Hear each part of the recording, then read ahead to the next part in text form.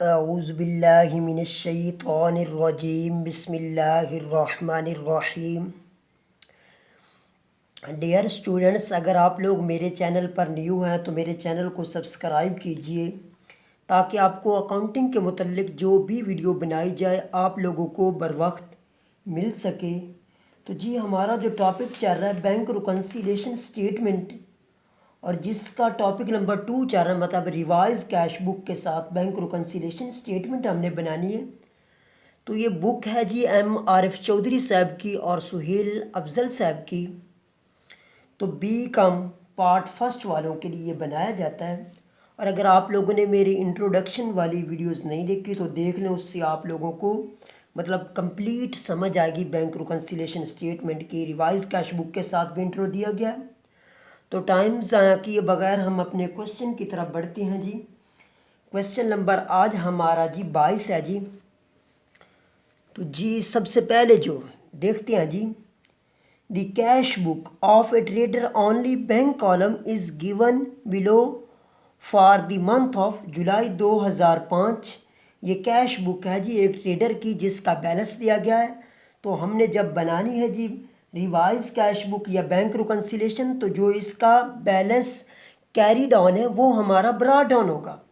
जो इसका बैलेंस हमारे पास मेरे भाई कैरी डाउन है वो हमारा क्या होगा जी, ब्रॉट डाउन होगा। तो ये बैलेंस कौन सा हुआ, कैश बुक का डेबिट बैलेंस अगर ब्रॉट डाउन है तो ये बैलेंस आएगा 38,400।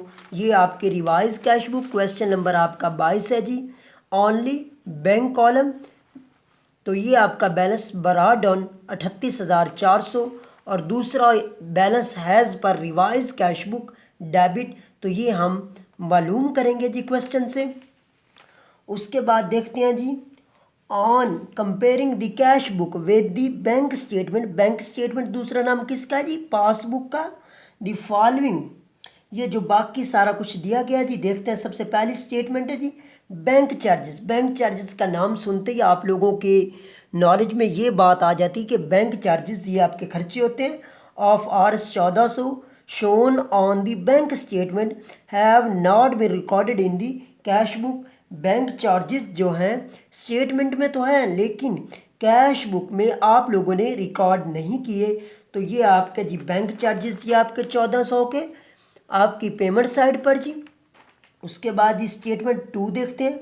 ए cheques drawn for Rs 1880 have been recorded has a रसीट्स।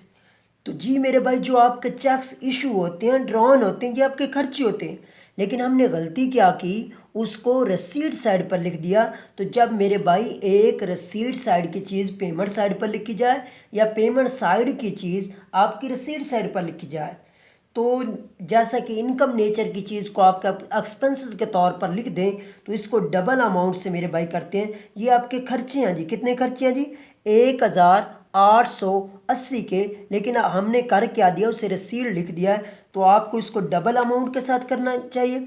Checks drawn wrongly record क्या कर दिया, आपने रसीद कर दिया है। तो 18,880 की अमाउंट को जमा करेंगे, डबल करेंगे, तो ये आपके पास बनेगा 3,760। उसके बाद ये अगली बात देखते हैं जी। 3 स्टेटमेंट है जी। A cheques for Rs 720 have been return dishonour. तो रिटर्न डिसऑनर आपके खर्चे होते हैं by the bank but not return back in the cash book. तो ये आपके 720 चेक्स डिसऑनर जी 720 के हैं जी। उसके बाद ये अगली बात देखते हैं जी। स्टेटमेंट नंबर 4 जी opening balance of the cash book should have been brought down has Rs 58,800 instead of 56,280। तो गलती क्या हुई है मेरे भाई, आपका बैलेंस लिखा जाना चाहिए था कितना जी, तो the opening balance of the cash book should have been brought down Rs 58,800 instead of 56,280। तो आपने किया क्या है मेरे भाई, ये आपका बैलेंस था मेरे भाई 58,800, बैलेंस कितना था 58,800, लेकिन उसकी जगह कितना लिख दिया है 52,280।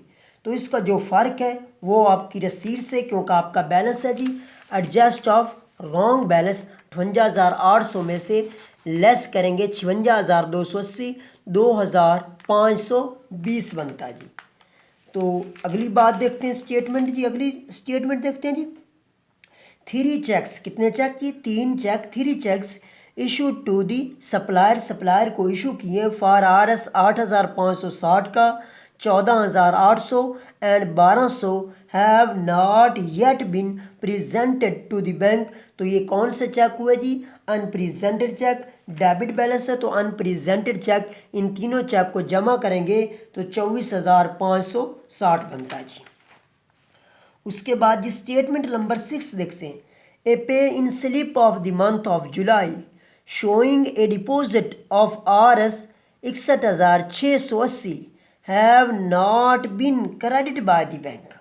तो ये आपने डिपॉजिट करवाया, कितनी अमाउंट है जी? 61,680, लेकिन बैंक ने क्रेडिट नहीं किया। तो ये आपके अनकलेक्टेड चेक या अनक्रेडिट चेक या अनडिपोजिटेड चेक, तीनों नामों से इससे मुखातिब किया जाता है। तो ये आपके अनकलेक्टेड चेक 61,680 के जी। उसके बाद ये अगले स्टेटमेंट देखते हैं जी। अगली स्टेटमेंट है जी the bank has wrongly debited. जब भी लफ्ज़ आता है रॉन्गली डेबिट, गलती से उसने डेबिट किया, तो ये आपके खर्चे होते हैं 2,880 टू दी ट्रेडर अकाउंट। तो ये मेरे भाई आपका जी रॉन्गली डेबिटेड 2,880। अब बारी आती है जी कैलकुलेशन की। तो जी हम कैलकुलेट करते हैं जी सारे क्वेश्चन को। सबसे पहले जी आपने ऊपर लिखना है revise cash book only bank column रसीद साइड पर जी 38,400। जो गलती से आपका बैलेंस था 58,800, लेकिन गलती क्या हुई, आपने 56,280 लिखा, तो इनका फ़र्क 2,520। तो ये साइड बड़ी है जी 40,920। तो ये सारा बैलेंस बैंक चार्जेस थे जी। उसके बाद जी रॉन्गली जो रिकॉर्ड कर लिए थे रसीद, जबकि वो आपके इशू चेक थे जी, तो वो बना था 37,060। उसके बाद चेक्स डिसऑनर 720 के, ये सारी अमाउंट लेस करने के बाद 35,040। उसके बाद ये अगली चीज़ चलते जाते हैं जी bank reconciliation statement has on 31 balance जो है जी आपका 35,040। अनप्रेजेंटेड चेक जो हैं जी 24,560 के, इसको ऐड करेंगे तो 59,600, उसमें से लेस करेंगे अनकलेक्टेड चेक 61,680 और रॉन्गली डेबिटेड 2,880। तो ये आपकी अमाउंट बड़ी है जी 64,560। तो ये जी 4,960। अब प्रॉब्लम ये आ रही कि आपकी लेस जो अमाउंट है वो ज़्यादा है, तो अब आप डेबिट है तो डेबिट ही रहने दें, अगर क्रेडिट है तो क्रेडिट ही रहने देंगे। बैलेंस हैज़ पर ऊपर, कैश बुक के नीचे पासबुक, लेकिन ऊपर डेबिट है तो नीचे डेबिट ही रहेगा, क्योंकि आपकी लेस की अमाउंट ज़्यादा है। तो इस तरह आपका ये क्वेश्चन कंप्लीट हुआ। ओके, अल्लाह हाफिज़ एंड टेक केयर।